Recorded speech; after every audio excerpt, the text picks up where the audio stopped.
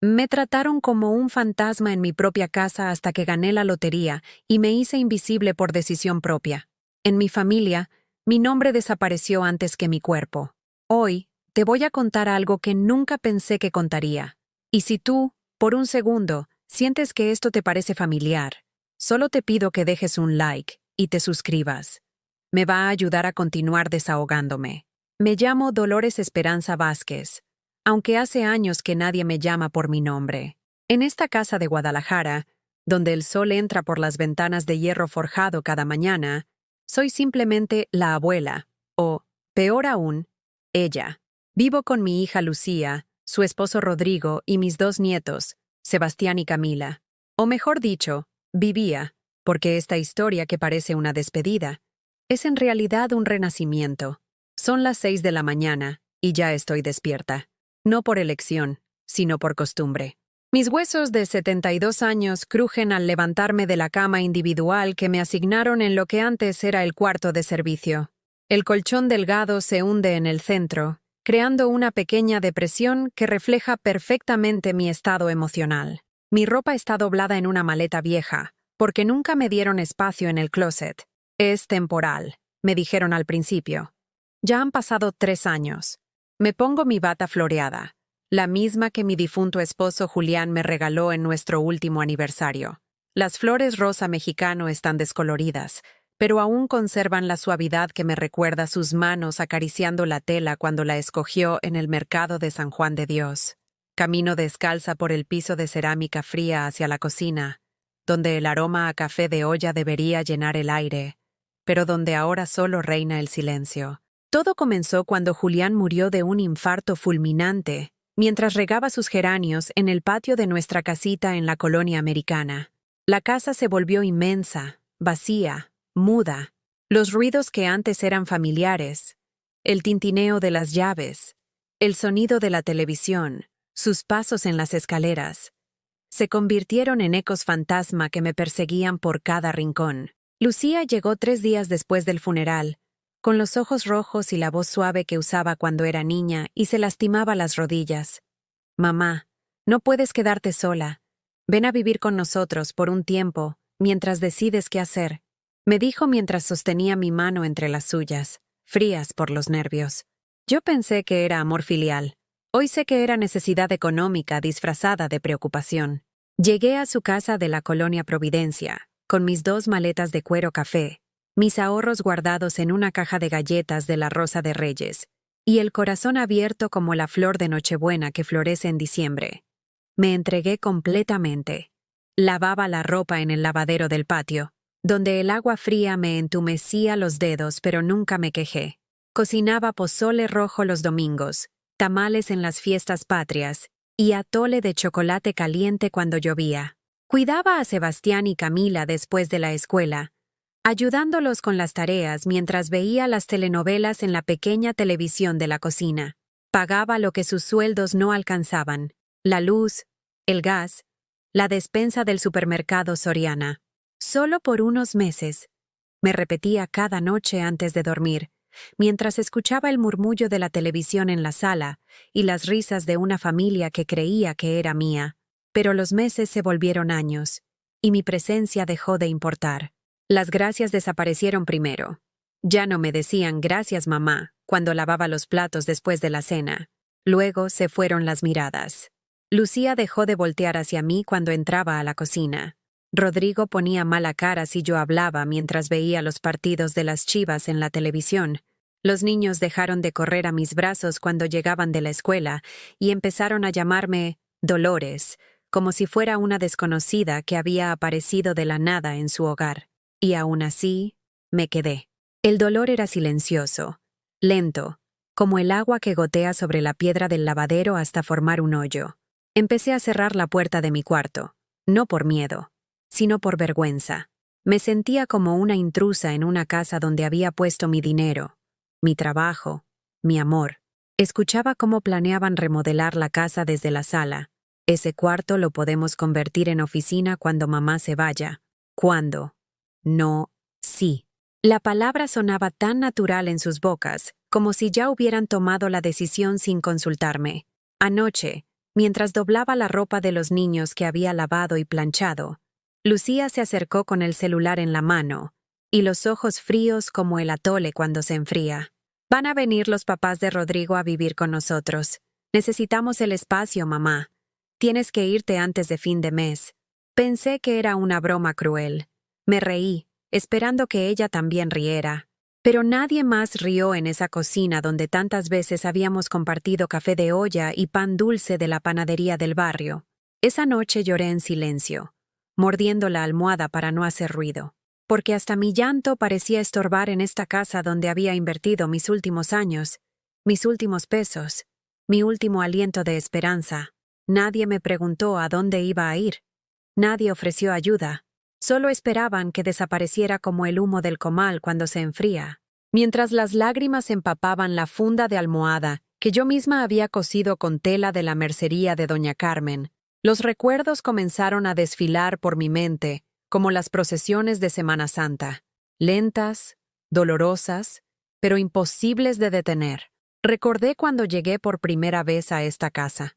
Lucía me recibió con abrazos y promesas. Aquí tienes tu hogar, mamá. Siempre serás bienvenida. Me mostró el cuarto que sería mío, entonces más espacioso, con una cama matrimonial y un pequeño tocador donde pude colocar la foto de Julián y mis santos de devoción. Es temporal, me dijo, hasta que te sientas lista para vivir sola otra vez. Pero yo no quería vivir sola. Quería ser parte de algo. Quería sentir que mi vida todavía tenía propósito después de que la muerte me arrebatara a mi compañero de 50 años. Así que me entregué con la desesperación de quien se ahoga y encuentra una tabla en el mar. El primer mes fue como una luna de miel. Lucía presumía conmigo ante sus vecinas. Mi mamá cocina delicioso. Hace el mejor caldo tlalpeño de toda la colonia. Rodrigo me daba las gracias cuando llegaba del trabajo y encontraba la casa limpia, la comida lista, los niños bañados y con la tarea terminada. Sebastián, entonces de 9 años, me decía «abuela bonita» y se acurrucaba conmigo en el sillón para ver las caricaturas. Camila, de apenas 6, me peinaba con sus deditos mientras yo le contaba cuentos de princesas que vivían en castillos hechos de nubes. Pero lo que ellos no sabían era el precio que yo pagaba por esa armonía familiar. Cada mañana me levantaba a las 5 para preparar el desayuno antes de que Rodrigo se fuera a su trabajo en la fábrica de textiles. Huevos rancheros, frijoles refritos, tortillas calientes que hacía a mano porque las de la tortillería no saben igual, mamá. Después llevaba a los niños a la escuela caminando 8 cuadras bajo el sol de Jalisco, porque el carro familiar se lo llevaba Rodrigo, y Lucía no tenía licencia de manejar. Regresaba a casa con los pies hinchados y las rodillas que me dolían desde que me caí en las escaleras de mi antigua casa, pero no podía descansar. Tenía que lavar los trastes del desayuno, tender las camas, barrer, trapear, preparar el almuerzo para cuando Lucía regresara de su trabajo medio tiempo en la boutique de ropa de la Plaza del Sol. Los primeros meses, Lucía llegaba agradecida. «Ay, mamá, ¿qué haría sin ti? Huele delicioso». Pero conforme pasó el tiempo, las gracias se volvieron quejas. «Mamá, le pusiste mucha sal al arroz». «Mamá, los niños están muy consentidos contigo». «Mamá, ¿podrías lavar mi ropa aparte? Es que la lavas con mucho detergente». Cada crítica era una pequeña puñalada, pero yo me decía que era normal, que todas las familias pasaban por periodos de ajuste, que el amor verdadero sobrevive a las fricciones cotidianas. Cuando Sebastián se enfermó de varicela, fui yo quien se desveló 3 noches seguidas, poniéndole paños fríos en la frente y dándole sus medicamentos cada 4 horas. Lucía y Rodrigo dormían tranquilos en su recámara con aire acondicionado, mientras yo velaba al niño en el sillón de la sala, con la espalda adolorida y los ojos ardiendo de cansancio. «Gracias, mamá», me dijo Lucía a la mañana siguiente. «No sé qué habríamos hecho sin ti». Pero cuando Camila tuvo fiebre alta 6 meses después, Lucía me dijo, «Mamá, ya no eres tan joven. Mejor llévala al doctor y yo me encargo». Como si mi experiencia criando a mis 5 hijos, incluyendo a ella misma, de repente no valiera nada. Los gastos fueron otro capítulo doloroso. Al principio, cuando Rodrigo perdió su trabajo por 3 meses, Ofrecí pagar algunos servicios temporalmente. Saqué dinero de mis ahorros, esos pesos que había guardado centavo a centavo durante décadas, vendiendo quesadillas en la puerta de la primaria y cosiendo vestidos para las quinceañeras del barrio. «Es un préstamo, mamá», me dijo Rodrigo con ojos húmedos. «En cuanto consiga trabajo, te pago todo». Pagué la luz. 1,200 pesos. El gas, 400. El agua, 300. La despensa del mes, 2,500. El uniforme nuevo de Sebastián, 600. Los zapatos escolares de Camila, 800. Cuando Rodrigo regresó a trabajar, nunca más mencionó el dinero. Y yo no me atreví a preguntar, porque había aprendido que pedir era incómodo, que recordar las deudas era de mala educación, que una madre no cobra por ayudar a sus hijos. Así siguió la dinámica. Cada mes, cuando faltaba dinero para algo, todos los ojos se volvían hacia mí, no con palabras, sino con silencios que gritaban más fuerte que cualquier súplica. Lucía suspiraba al revisar las cuentas. Rodrigo se quejaba del precio de la gasolina. Los niños mencionaban que sus amigos tenían mejores útiles escolares. Y yo, como una tonta, como una madre que confundía amor con necesidad, abría mi cartera una y otra vez. Pagué el arreglo del refrigerador, la compostura del carro, la fiesta de cumpleaños de Camila en el salón de fiestas infantiles, el uniforme de fútbol de Sebastián, las medicinas de Rodrigo cuando se lastimó la espalda. Mis ahorros se desvanecían como el azúcar en el agua, pero yo me consolaba pensando que estaba invirtiendo en el amor de mi familia, que cada peso gastado era un ladrillo más en la construcción de nuestro hogar común. ¡Qué ciega estaba! Una tarde, mientras planchaba la ropa de toda la familia en el patio trasero, escuché una conversación entre Lucía y su amiga Marisol, quien había venido a tomar café. «Qué suerte tienes», le decía Marisol, «con tu mamá cuidando a los niños y ayudando con los gastos. Yo pago 3,000 pesos al mes solo por la guardería». «¿Sí?», respondió Lucía con una risa que me heló la sangre. «La verdad es que nos conviene tenerla aquí. Nos ahorra un montón de dinero». «Conviene. Nos ahorra dinero». «No. ¿La queremos aquí?» «No. Es parte de nuestra familia». «No. No podríamos vivir sin ella». «Conviene». Esa noche, mientras preparaba la cena como todas las noches de los últimos 3 años, comencé a preguntarme si realmente era una abuela querida o simplemente una empleada doméstica gratuita que además pagaba por trabajar. La respuesta a mi pregunta llegó de la manera más cruel, a través de pequeñas humillaciones diarias que se acumulaban como gotas de veneno en mi alma. Primero fue mi silla. Durante 3 años, me senté en la misma silla del comedor, la que daba hacia la ventana donde podía ver florecer la bugambilia que yo misma había plantado. Una mañana, cuando bajé a desayunar, encontré que habían puesto una maceta grande en mi lugar. «Ay, mamá», me dijo Lucía sin levantar la vista de su teléfono. «Siéntate en la silla de la cocina. Es que queda mejor así, más espacio». La silla de la cocina era de plástico, incómoda, relegada como un mueble de segunda clase, pero me senté ahí, tragándome la humillación con mis frijoles refritos, mientras ellos ocupaban las sillas tapizadas del comedor como si fuera lo más natural del mundo. Luego fueron los programas de televisión. Cada noche, después de lavar los platos, me sentaba en la sala para ver mis telenovelas. Era mi único momento de descanso, mi pequeño escape de la realidad, pero poco a poco comenzaron a cambiar el canal. «Mamá, los niños quieren ver caricaturas», me decía Rodrigo, quitándome el control remoto de las manos sin esperar respuesta. «Mamá, viene el fútbol. Puedes ver tu telenovela en la televisión de la cocina», me decía Lucía, como si fuera una concesión generosa. La televisión de la cocina era pequeña, vieja y apenas se veía bien, pero ahí me exiliaron, a ver mis programas entre el ruido de los trastes y el aroma a grasa de los frijoles. Mi cumpleaños número 73 pasó como un día cualquiera. Desperté con la esperanza de que alguien recordara la fecha. Preparé el desayuno como siempre. Llevé a los niños a la escuela.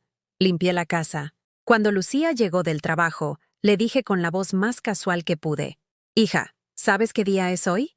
Ella me miró distraída, guardando sus cosas en la bolsa. ¿Martes? Sí, pero…», insistí, sintiendo cómo se me encogía el corazón. «Ah, cierto. Tengo que ir al banco antes de que cierren. Y se fue. Así, sin más. Ni Rodrigo ni los niños dijeron nada. Esa noche, mientras ellos cenaban y reían viendo la televisión, me senté en mi cuarto con un pedazo de pan dulce que había comprado en secreto y una velita que encontré en el cajón de la cocina. «Feliz cumpleaños, Dolores», me susurré a mí misma, soplando la velita en soledad. Pero lo que más me dolió fue cuando me enfermé. Una gripa terrible me mantuvo en cama por 3 días. Tenía fiebre, dolor de cuerpo, y apenas podía levantarme. Esperé que alguien viniera a preguntarme cómo estaba, que alguien me trajera un té de limón con miel, que alguien se preocupara por la mujer que los había cuidado a todos durante años. Nadie vino. Escuchaba la vida de la casa continuar sin mí. Lucía se quejaba porque no había quien preparara el desayuno. Rodrigo refunfuñaba porque los niños llegaron tarde a la escuela. Los niños preguntaban dónde estaba su almuerzo preparado. Pero nadie subió a mi cuarto. Nadie tocó mi puerta. Nadie me preguntó si necesitaba algo. Al tercer día, arrastrando los pies y con la cabeza todavía pesada, bajé a la cocina. Lucía estaba ahí, viendo su teléfono mientras se comía un yogur de pie. «Ah, mamá, qué bueno que ya estás mejor. No sabes qué caos ha sido todo esto. Los niños han estado imposibles sin ti. Sin ti. No sin tu cuidado. O sin tu cariño. Sin ti. Como si fuera una empleada que había faltado al trabajo. Fue entonces cuando comencé a despertar. Como si me hubieran echado agua fría en la cara. Empecé a ver con claridad lo que había estado negando durante meses. La revelación más devastadora llegó una tarde de octubre, cuando los niños habían salido a jugar, y Lucía y Rodrigo creían que yo estaba en el mercado.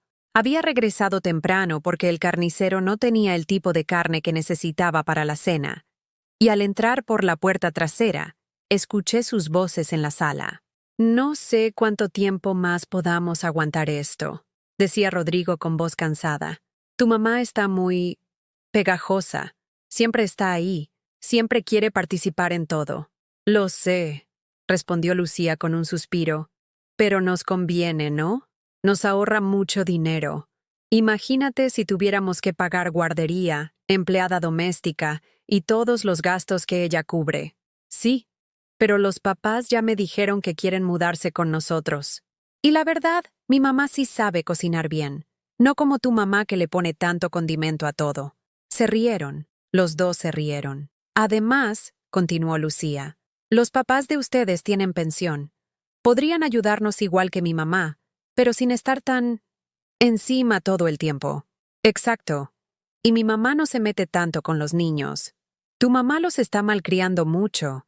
Sebastián ya no me respeta porque siempre corre con ella cuando lo regaño». Mis piernas temblaron. Tuve que agarrarme del marco de la puerta para no caerme. Ahí estaba la verdad, cruda y dolorosa. No era una abuela querida. Era una empleada conveniente que además pagaba por trabajar. «El problema», siguió Rodrigo, «es como decirle que se vaya sin que parezca que la estamos corriendo». «Ya se me ocurrirá algo», respondió Lucía. «Alguna excusa que no la haga sentir mal. Que no la haga sentir mal.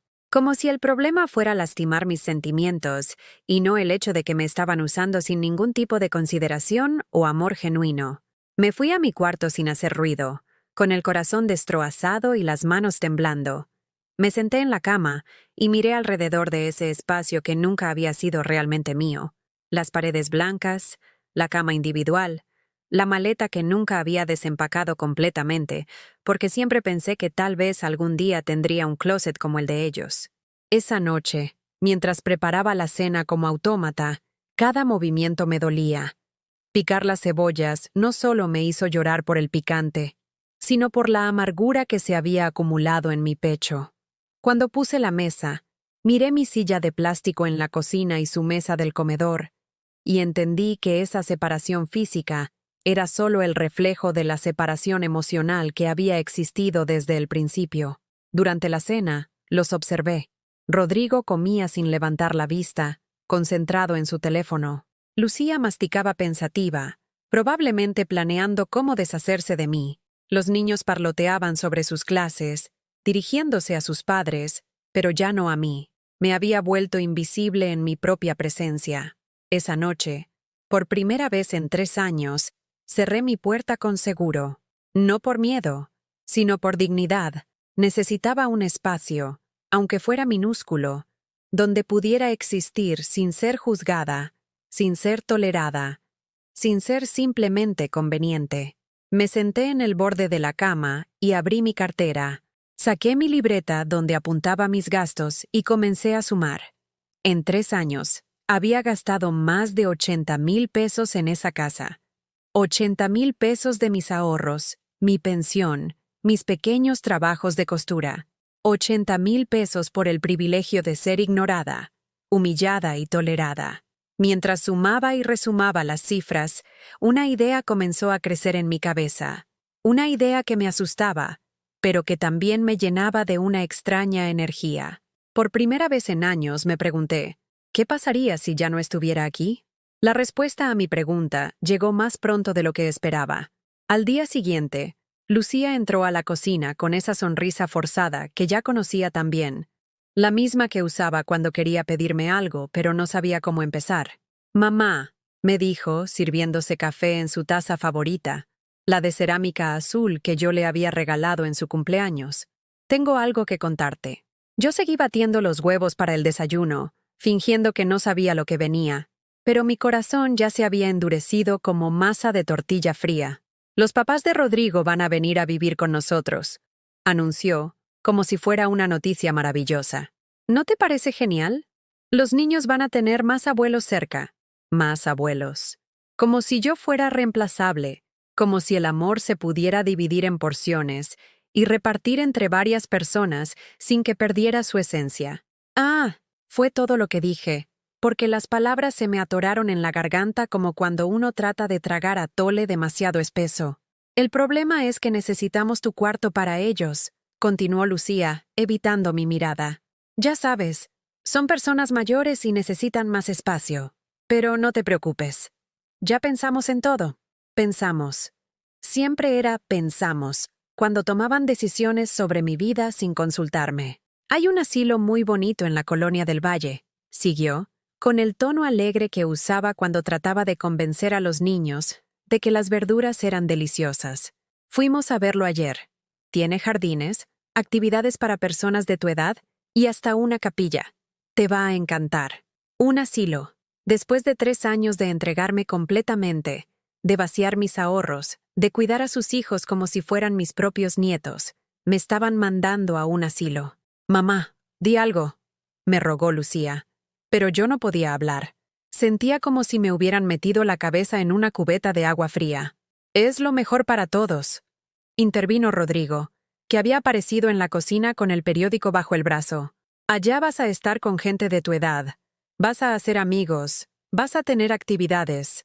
Aquí te aburres mucho». Me aburría. Según él, yo me aburría cuidando a sus hijos, limpiando su casa, pagando sus cuentas. Como si todo lo que había hecho durante años hubiera sido por aburrimiento y no por amor. «Además», añadió Lucía, «es mejor que estés con profesionales que sepan cómo cuidar a las personas mayores. Ya no estás tan joven, mamá. Personas mayores, profesionales, como si yo fuera una carga, un problema médico que necesitaba ser atendido por especialistas». «¿Cuándo?», logré preguntar, con la voz ronca como si hubiera estado gritando durante horas. «Pues, este fin de semana», respondió Lucía, jugueteando con su teléfono. «Ya pagamos el primer mes. Es una sorpresa». Una sorpresa. Como si regalarme el exilio fuera un acto de generosidad. Esa noche, cuando los niños llegaron de la escuela, noté que me miraban diferente. Sebastián, que ya tenía 12 años, me abrazó más fuerte que de costumbre. «Abuela, ¿es cierto que te vas a ir?», me preguntó con lágrimas en los ojos. «Sí, mi amor», le respondí, acariciando su cabello negro que olía a champú de manzana. «Pero no es para siempre». Era mentira. Los dos sabíamos que era mentira. Camila, ahora de 9 años, se aferró a mi falda como cuando era más pequeña y tenía pesadillas. «No te vayas, abuela. Yo puedo dormir contigo en tu cama. No necesitas mucho espacio». Sus palabras me partieron el corazón. Ella era la única que había pensado en una solución. la única que había considerado que tal vez yo no quería irme. Los otros abuelos no saben hacer tortillas como tú, me dijo Sebastián, tratando de encontrar argumentos para que me quedara. Y no saben los cuentos que nos dices antes de dormir. Ustedes van a estar bien, les mentí, tragándome las lágrimas. Los otros abuelos los van a querer mucho. Pero por dentro, una parte de mí se preguntaba si Lucía y Rodrigo les habían dicho a sus hijos que me prepararan para irme, si habían planeado que los niños me hicieran sentir querida justo antes de deshacerse de mí. Al día siguiente, los padres de Rodrigo llegaron a conocer la casa. Eran don Mario y doña Esperanza, personas de mi edad, pero con una actitud completamente diferente. Llegaron con maletas, como si ya hubieran decidido mudarse, y comenzaron a inspeccionar cada rincón como compradores, evaluando una propiedad. «Este cuarto está perfecto», dijo doña Esperanza, parada en el umbral de mi habitación mientras yo doblaba mi ropa. «Tiene buena ventilación y está cerca del baño». Hablaba de mi cuarto como si yo ya no existiera, como si fuera un espacio vacío esperando ser ocupado por alguien más importante. Don Mario se sentó en mi cama sin pedir permiso y probó el colchón. «Está un poco duro, pero servirá», dictaminó, como si fuera un juez evaluando las instalaciones. «Mamá», me dijo Lucía, apareciendo en la puerta, «¿podrías hacerles café a los papás de Rodrigo? Quieren conocer tu famoso café de olla». Mi famoso café de olla. De repente, mis habilidades culinarias eran famosas otra vez, pero solo para impresionar a mis reemplazos. Mientras preparaba el café en la estufa, escuché cómo discutían los arreglos de la casa. Doña Esperanza quería cambiar las cortinas de mi cuarto. Don Mario sugirió quitar la foto de Julián que tenía en la mesita de noche, para que el cuarto se vea más neutral. «Claro», respondió Rodrigo. «Mi mamá va a estar muy cómoda aquí. Ella sabe apreciar una buena casa». Su mamá, como si la casa fuera de ella y no de Lucía, como si los años que yo había pasado ahí no contaran para nada. Cuando les llevé el café, doña Esperanza me miró con una sonrisa que no llegaba a sus ojos. «¡Ay, qué rico café!», me dijo, pero luego añadió, «aunque yo lo hago un poco diferente. Le pongo canela y piloncillo, queda más sabroso». «Sí», intervino don Mario. «Esperanza cocina delicioso. Hace unas carnitas que son la envidia de toda la colonia». Lucía y Rodrigo intercambiaron miradas cómplices, como si estuvieran felices de tener una nueva cocinera que viniera con mejores referencias. «Mamá», me dijo Lucía, «¿podrías enseñarle a doña Esperanza dónde guardas las ollas y los condimentos? Para que se vaya familiarizando. Con mi cocina, con mis ollas, con mis condimentos que yo había comprado con mi dinero». Pero lo que más me dolió fue la facilidad con que los niños comenzaron a adaptarse. Sebastián le mostró a don Mario su colección de cartas de fútbol. Camila le preguntó a doña Esperanza si sabía hacer trenzas. Como si fuera lo más natural del mundo tener nuevos abuelos que ocuparan mi lugar. «No se preocupen por mí», les dije a los niños esa noche, cuando vinieron a despedirse antes de irse a dormir. «Ustedes van a estar muy contentos con los nuevos abuelos». «Pero tú siempre vas a ser nuestra abuela favorita», me dijo Camila, con esa honestidad brutal que tienen los niños. Favorita. Como si el amor fuera una competencia que yo había perdido antes de darme cuenta de que estaba participando. Esa noche, mientras empacaba mis pocas pertenencias en las mismas maletas con que había llegado 3 años atrás, encontré algo que me hizo detenerme. Era un billete de lotería que había comprado la semana anterior en la tienda de don Joaquín, el de la esquina. Lo había guardado entre las páginas de mi libro de oraciones, olvidado entre Ave Marías y Padre Nuestros. Lo miré por un momento, ese pedazo de papel con números que habían sido elegidos al azar. Había comprado boletos de lotería durante años, no por ambición, sino por esperanza. La esperanza de que algún día la suerte me sonriera, de que algún día tendría algo más que ofrecer además de mi trabajo y mis sacrificios. Lo guardé en mi cartera sin revisarlo.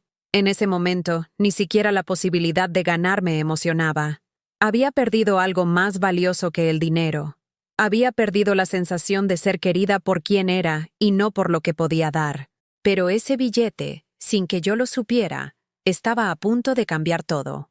El sábado por la mañana, mientras Lucía preparaba el desayuno con una alegría fingida que me revolvía el estómago, Decidí revisar el billete de lotería, no por esperanza, sino por simple curiosidad, como cuando uno revisa un mensaje viejo en el teléfono, sin esperar nada importante. Me senté en el patio trasero, donde la bugambilia que planté años atrás florecía con colores tan intensos que parecían gritar de vida. Saqué el billete arrugado de mi cartera y busqué los números ganadores en el periódico que Rodrigo había dejado sobre la mesa de hierro oxidado. 1, 2, 3, 4, 5, 6. Todos los números coincidían. Miré el billete otra vez, segura de que había cometido un error. Volví a revisar los números del periódico, uno por uno, lentamente, como si estuviera resolviendo un problema de matemáticas muy complicado. No había error. Había ganado. 600,000 pesos. 600,000 pesos. El billete temblaba en mis manos como hoja seca en el viento. 600,000 pesos. Más dinero del que había visto junto en toda mi vida. Más dinero de lo que había ganado en todos mis años trabajando. Más dinero de lo que había gastado en esta casa donde me habían tolerado por 3 años. Pero no grité. No corrí a contarles a todos. No salté de alegría. Me quedé sentada en esa silla de plástico, bajo la sombra de mi bugambilia, y lloré. Lloré como no había llorado desde que murió Julián. Pero estas lágrimas eran diferentes. No eran de dolor, sino de algo que no podía nombrar todavía. Mientras lloraba, una sensación extraña creció en mi pecho, como cuando uno tiene fiebre y de repente se rompe, y el cuerpo se siente liviano y nuevo. Por primera vez en 3 años, tal vez por primera vez en décadas, sentí algo que había olvidado que existía: poder. Poder para decidir, poder para elegir, poder para decir no. Guardé el billete en mi brasier, pegado a mi corazón, y entré a la casa. Lucía estaba empacando mis cosas en cajas de cartón, doblando mi ropa con la eficiencia de alguien que quiere terminar una tarea desagradable lo más rápido posible. «Mamá, ¿ya desayunaste?», me preguntó sin levantar la vista. «Tenemos que salir en 1 hora para llevarte a tu nuevo hogar». Mi nuevo hogar, como si el asilo fuera una casa que yo hubiera elegido, como si fuera una mudanza emocionante y no un exilio. «Lucía», le dije, y algo en mi voz la hizo voltear. «Necesito hablar contigo». «Ot, ahorita no tengo tiempo, mamá. Tengo que terminar de empacar y luego preparar el almuerzo para cuando lleguen los papás de Rodrigo». «Es importante», insistí, con una firmeza que me sorprendió a mí misma. Ella suspiró con ese gesto de impaciencia que había perfeccionado durante los últimos meses. «Está bien, pero que sea rápido. No me voy a ir». Las palabras salieron de mi boca antes de que mi cerebro pudiera detenerlas. Lucía me miró como si me hubiera vuelto loca. «¿Cómo que no te vas a ir? Mamá, ya está todo arreglado. Ya pagamos el asilo, ya les dijimos a los papás de Rodrigo que pueden mudarse. Entonces vas a tener que desarreglarlo», le respondí, sintiendo cómo mi columna vertebral se enderezaba después de años de estar encorvada por el peso de la sumisión. «¿Pero qué te pasa? No puedes quedarte aquí. No hay espacio». «Tienes razón», le dije, y por primera vez en mucho tiempo, sonreí. «No hay espacio para mí aquí. Nunca lo hubo. Pero tampoco me voy a ir a un asilo». Lucía dejó caer la blusa que estaba doblando. «Entonces, ¿qué vas a hacer? ¿Dónde vas a vivir?» «Eso es asunto mío», le respondí, y caminé hacia mi cuarto. Saqué mis maletas de las cajas donde ella las había guardado y comencé a desempacar. No toda mi ropa, solo lo necesario, lo que realmente era mío, lo que había comprado con mi dinero, lo que llevaba mi aroma y mis recuerdos. Rodrigo apareció en la puerta con cara de furia. «¿Qué está pasando aquí? Lucía me dice que no te quieres ir». «Exactamente», le respondí sin dejar de doblar mi ropa. «No me voy a ir. Pero ya está todo arreglado. Los papás ya vienen en camino». «Entonces que se queden en un hotel hasta que encuentren otro lugar». «¡Un hotel!», gritó Rodrigo. «¿Sabes cuánto cuesta un hotel? No tenemos dinero para eso». «No es mi problema», le dije, y esas 4 palabras me liberaron de una manera que no sabía que fuera posible. «¿Cómo que no es tu problema? Eres parte de esta familia». «¿Ah, sí?», me volteé a mirarlo. «¿Desde cuándo?». «Porque hace 3 días escuché que les dije a tus padres que yo era solo conveniente». que me tenían aquí porque les ahorraba dinero, no porque me quisieran. Rodrigo se puso rojo como jitomate maduro. Tú no tenías derecho a escuchar esa conversación. Y tú no tenías derecho a usar mi amor como si fuera un cheque sin fondos. Lucía llegó corriendo, con lágrimas en los ojos. Mamá, por favor, no nos hagas esto. Sabes que te queremos. ¿Me quieren? Le pregunté sentándome en mi cama. ¿Me quieren cuando me pusieron a dormir en el cuarto de servicio? ¿Me quieren cuando me cambiaron mi silla del comedor por una maceta? ¿Me quieren cuando nadie recordó mi cumpleaños? ¿Me quieren cuando estuve enferma 3 días y nadie vino a ver cómo estaba? Mamá, ¿me quieren cuando gasté 80,000 pesos de mis ahorros en esta casa y nunca nadie me dijo gracias? ¿Me quieren cuando escuché que les dijeron a sus amigos que me tenían aquí porque les convenía? Fue solo una conversación, mamá. La gente dice cosas que no siente. No, hija. La gente dice cosas que no se atreve a decir en la cara, pero que sí siente. Rodrigo intervino con su voz de cuando quería tomar control de la situación. Mira, señora, nosotros no la obligamos a venir aquí. Usted decidió quedarse. Tienes razón, le dije poniéndome de pie. Decidí quedarme. Decidí amarlos. Decidí darles todo lo que tenía. Y ahora decido irme. ¿Pero a dónde vas a ir?, gritó Lucía. No tienes dinero. ¿Cómo sabes que no tengo dinero?, le pregunté, y vi cómo su cara cambió. ¿Revisaste mi cartera? ¿Contaste mis ahorros? No, yo solo pensé que... ¿Pensaste que una mujer de 73 años que trabajó toda su vida, que crió 5 hijos, que cosía vestidos hasta altas horas de la noche para tener dinero extra, no sabría cómo sobrevivir sola? No es eso, mamá. Entonces, ¿qué es? Silencio. Un silencio tan profundo que podía escuchar el tic-tac del reloj de la sala, el mismo reloj que había visto marcar cada hora de humillación durante los últimos 3 años. Mañana me voy, anuncié. Pueden decirles a los papás de Rodrigo que ya tienen su cuarto disponible. ¿Mañana?, preguntó Lucía. ¿Tan pronto? 3 años fueron demasiado tiempo, le respondí. Mañana es tarde. Esa noche, los niños vinieron a mi cuarto. Sebastián tenía los ojos rojos de llorar, y Camila se abrazaba a su muñeca favorita como si fuera un salvavidas. Abuela, ¿de verdad te vas a ir?, me preguntó Sebastián. Sí, mi amor. ¿Pero por qué? ¿Hicimos algo malo? No, corazón. Ustedes no hicieron nada malo. Nunca. Ustedes son lo único bueno que me llevo de esta casa. ¿Nos vas a visitar?, preguntó Camila. Por supuesto que sí, pero cuando venga, va a ser porque quiero verlos, no porque tenga que cuidarlos. ¿Cuál es la diferencia?, preguntó Sebastián. La diferencia, le expliqué, acariciando su cabello, es que cuando haces algo porque quieres, te da alegría. Cuando haces algo porque tienes que hacerlo, te da tristeza. ¿Cuidarnos te daba tristeza?, preguntó Camila con la voz quebrada. Cuidarlos nunca me dio tristeza, le dije, abrazándolos a los dos. Pero vivir donde nadie me quiere de verdad, eso sí me daba tristeza. Esa noche dormí mejor que en meses. Por primera vez en 3 años, no puse el despertador. Por primera vez en 3 años, no me preocupé por levantarme temprano a preparar el desayuno de otros. Por primera vez en 3 años, dormí sabiendo que al día siguiente mi vida sería diferente. Y por primera vez en décadas, esa diferencia dependía solo de mí. Al amanecer del domingo, la familia se reunió en el comedor de la casa con aire de última cena. Don Mario y doña Esperanza estaban sentados en las sillas nuevas, como reyes entronizados en el territorio que me habían arrebatado. Lucía, impecable con blusa blanca y pantalón de corte moderno, observaba el reloj, ansiosa por sellar mi expulsión. Rodrigo hojeaba un contrato de internamiento en el asilo, con los labios apretados. Los niños me rodeaban, incómodos, sin entender del todo la tensión eléctrica que empapaba el aire. Cuando entré con mi bandeja de café de olla, el primero que preparo después de meses sin reconocimiento, sus miradas se clavaron en mí con un silencio tan cargado que hizo vibrar los cristales del ventanal.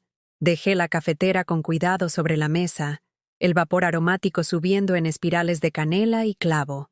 Me senté frente a ellos, erguida, sin permitirme encogerse, por primera vez desde que llegué a esta casa.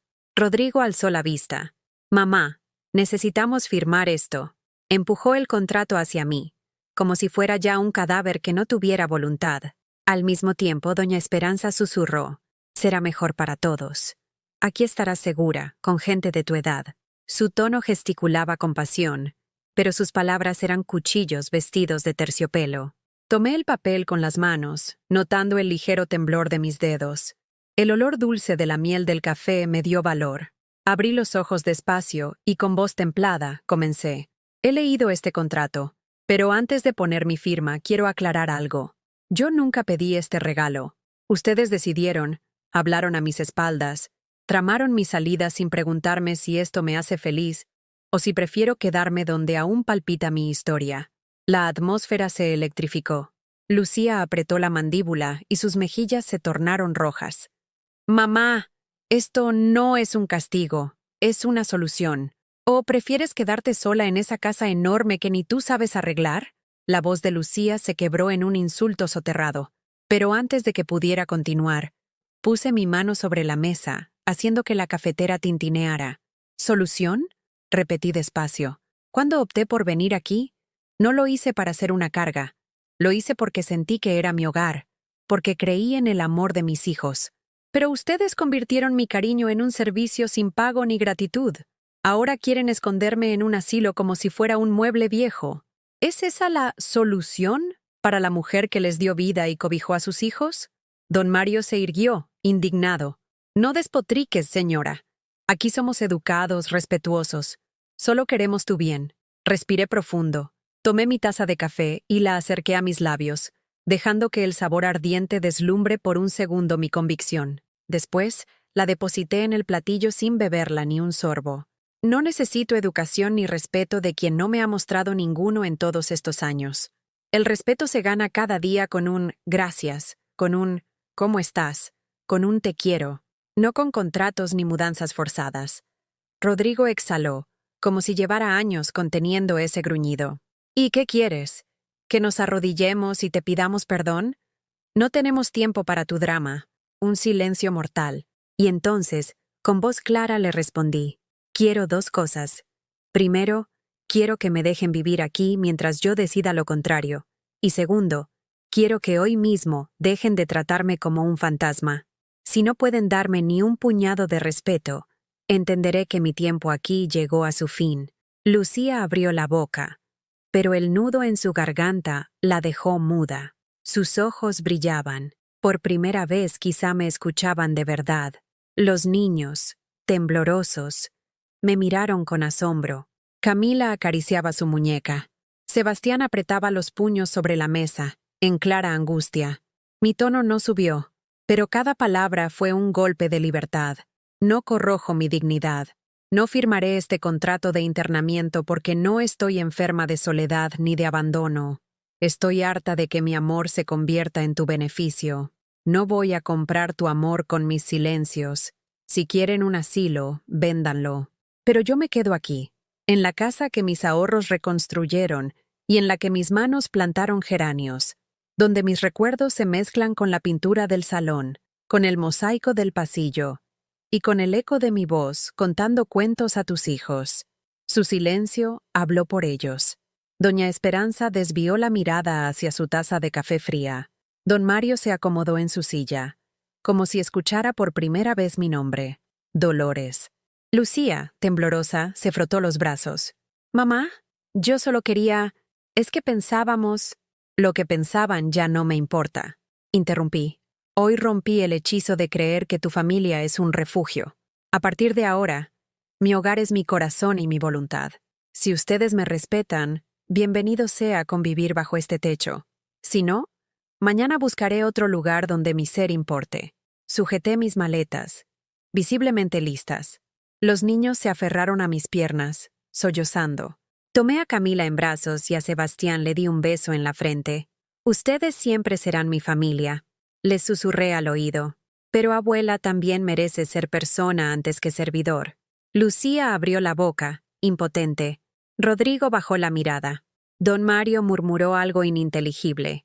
Doña Esperanza, con un hilo de voz: «Quizá hablamos de esto muy rápido». Suspiré, liberando el peso de años. Hablo cuando se hable de mí con honestidad. No necesito excusas. Necesito respeto. Di media vuelta y salí al patio, sintiendo cómo el sol de Guadalajara me calentaba la nuca y me recordaba mi fuerza. Atrás, la puerta del comedor tembló con el eco de mi decisión, y mi sombra se alargó sobre el mosaico como un nuevo comienzo. La mañana siguiente me encontró en pie antes del alba, no por obligación, como solía, sino por entusiasmo. El aire fresco de Guadalajara entraba por la ventana abierta de mi cuarto, trayendo el aroma a tierra mojada de la lluvia de la noche. Me sentí viva.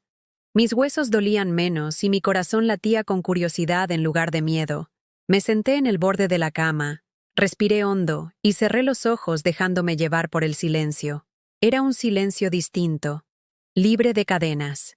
El silencio de quien ya no teme al rechazo. Abrí el armario minimalista que había quedado intacto después del empacado y observé mi ropa con una ternura nueva. Elegí un vestido de algodón ligero color azul profundo, con flores bordadas en el pecho, un vestido que había guardado para ocasiones especiales y que ahora era mi uniforme de renacer. Lo descolgué con cuidado, lo acaricié y lo vestí como si me envolviera un abrazo. Bajé al patio, donde aún brillaban gotas de lluvia en las hojas de mi bugambilia. La regué con una regadera de lata, recordando cómo Julián y yo nos turnábamos aquella tarea años atrás. Mientras el agua caía, sentí que regaba también mis miedos, disolviéndolos en los surcos de la tierra. Las flores parecían más vivas, más fuertes, y me inspiraron a creer que yo también podía florecer de nuevo. En la cocina, preparé mi propio desayuno, tostadas con aguacate y un café negro, con chile en polvo espolvoreado en el borde de la taza, tal como me gusta desde siempre. Me lo bebí despacio, saboreando cada sorbo. Sin prisas, observé el patio. La luz jugaba con las sombras de los geranios, y un colibrí se posó en la bugambilia, como a saludarme por mi libertad recién descubierta. Decidí que ese día sería dedicado a mí. Tomé mi bolso de cuero, el único que había traído de mi casa anterior, y salí al barrio de San Juan de Dios. Caminé por las calles empedradas, sintiendo el sol de la mañana en mi rostro. Entré a la mercería donde compraba telas para mis costuras. Saludé a doña Carmen, que al verme exclamó: «Señora Dolores, ¿cuánto tiempo? ¿Le ayudo con algo?» «Sí, por favor», respondí con una sonrisa sincera. «Quiero tela para coser mi primer vestido nuevo. Algo liviano y alegre». Mientras revisaba los rollos de lino y algodón, noté que mi pulso se calmó. El simple acto de elegir colores, un amarillo suave, un verde mint, me hizo sentir creativa otra vez. Pagué y salí con la tela en mis brazos, feliz como una niña. Más tarde, me detuve frente al Centro Cultural Libertad. Había visto un cartel que anunciaba un taller de pintura en acuarela para personas mayores. La idea me intrigó. Nunca había pintado más allá de rápidas manchas en servilletas, pero sentí un impulso irrefrenable de intentarlo. Entré, pregunté por la coordinadora y me inscribí.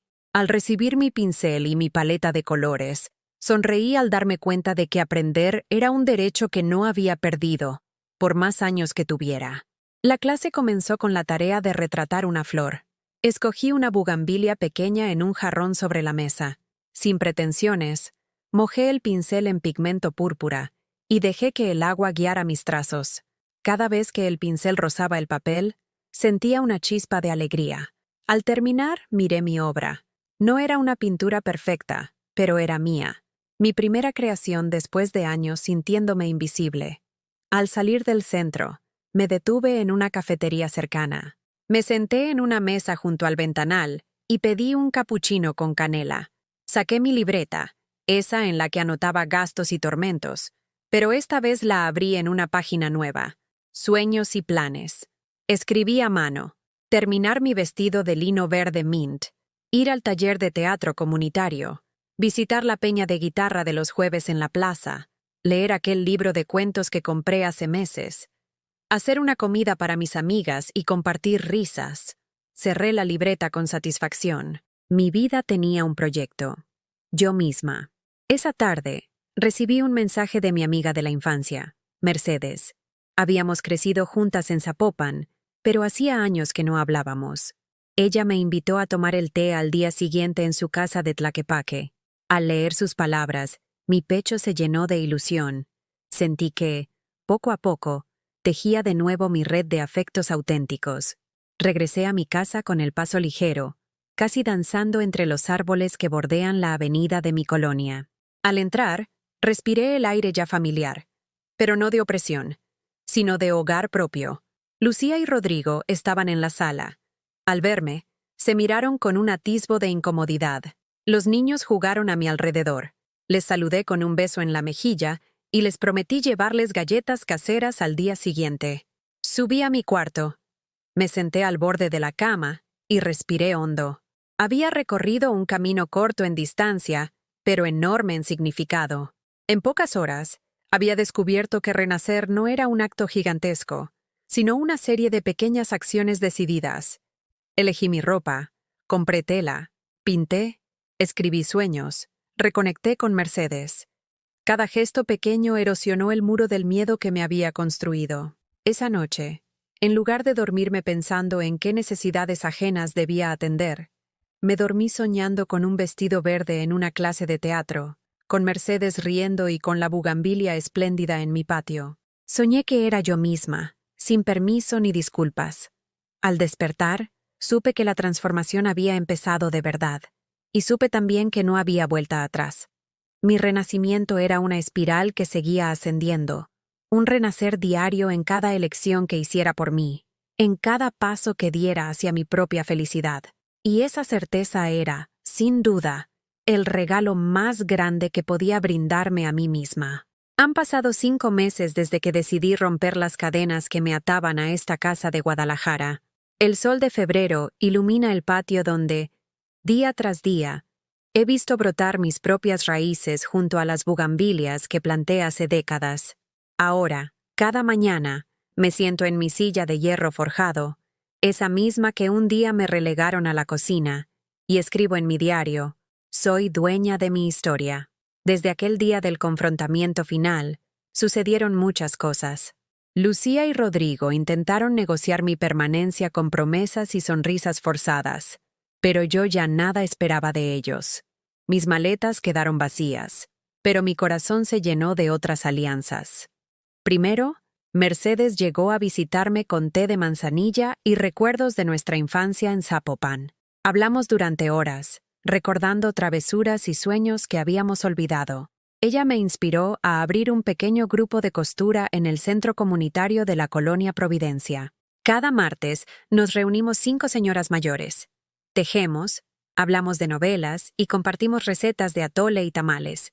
Nunca imaginé que mis manos, que habían cosido vestidos para quinceañeras y remendado uniformes de escuela, pudieran ofrecer tanto consuelo y alegría a otras mujeres. Mi taller de pintura se convirtió en mi segunda casa.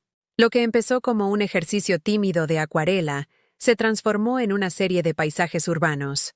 La fachada azul del Teatro Degollado, la cúpula dorada de la catedral, la línea de tranvía que recorre el centro histórico. Mi obra fue invitada a una pequeña exposición en la Galería Municipal, donde mis cuadros colgaron junto a artistas locales. La inauguración fue un capítulo inolvidable. Me presentaron como Dolores Esperanza Vázquez, pintora de la memoria y del renacer. Por primera vez, un micrófono señaló mi nombre no para pedirme casa, dinero o servicio, sino para celebrar mi talento. En mi vida cotidiana, el despacho de abogados que contacté tras mi confrontación me ayudó a formalizar un acuerdo de convivencia. Lucía y Rodrigo firmaron un documento en el cual se comprometían a respetar mi espacio, mis horarios y mi autonomía económica. No hubo multas ni castigos, solo un pacto de buena vecindad familiar. La casa volvió a ser mi hogar, sin jaulas ni obligaciones forzadas. Mi cuarto de servicio se transformó en estudio y biblioteca. Estanterías con mis santos de devoción, fotografías de la boda de Julián y varias estanterías repletas de mis libros favoritos de poesía y ensayo. Los niños han cambiado su manera de verme. Sebastián me pide consejos para sus proyectos escolares y presume con orgullo que mi abuela pintora expuso sus cuadros. Camila trae flores silvestres del parque y me las regala con inocencia. Ya no se asombran de mis risas espontáneas o de mis silencios profundos. Viven mi presencia con naturalidad. Don Mario y Doña Esperanza, los nuevos abuelos de papel, me saludan con respeto cuando coincidimos en la sala. Aceptaron mi lugar como miembro activo de la familia, no como un capricho ni una obligación. He emprendido un pequeño viaje interior y exterior. Con Mercedes, planificamos un fin de semana en Tequila. Degustamos añejos, recorrimos campos de agave al amanecer y dormimos en un hostal encantador al pie de las montañas. Fue un ritual de liberación. Cada sorbo de tequila confirmaba mi derecho a disfrutar de la vida más allá de la rutina familiar. También visité mi pueblo natal en Michoacán, donde las calles empedradas y las casonas coloniales me recibieron con la nostalgia de siempre. Allí reencontré a mi hermana Carmen, con quien abracé viejas rencillas y volví a ser la hermana que acompañaba sus sueños de juventud. Por las noches, todavía cierro los ojos y veo aquel amanecer en que descubrí el billete de lotería ganador. Aquel instante fue la chispa, pero mi verdadero premio fue la fe en mí misma. Aprendí que el valor no proviene de una suma de dinero, sino de la fuerza interior que se revela cuando nos atrevemos a decir basta y levantamos los ojos para reclamar nuestro lugar en el mundo. Hoy, a mis 74 años, me siento renacida. No temo a la soledad, porque sé que estoy rodeada de amigas y proyectos que hacen latir mi sangre de ilusión. No temo al rechazo, porque descubrí que mi dignidad no descansa en la aprobación ajena. No temo al futuro, porque cada día construyo mi camino con pinceles, agujas y palabras. Y si tú, que me escuchas, sientes que mi historia resuena en tu corazón, pregúntate, ¿cuántas veces he cedido mi voz por miedo? ¿Cuántas veces he olvidado mi valor para servir a otros? Te invito a responder en los comentarios, compartiendo tu experiencia o la de alguien cercano. Si esta historia tocó tu vida, deja tu like y suscríbete para que más personas mayores sepan que nunca es tarde para reclamar su libertad y florecer de nuevo.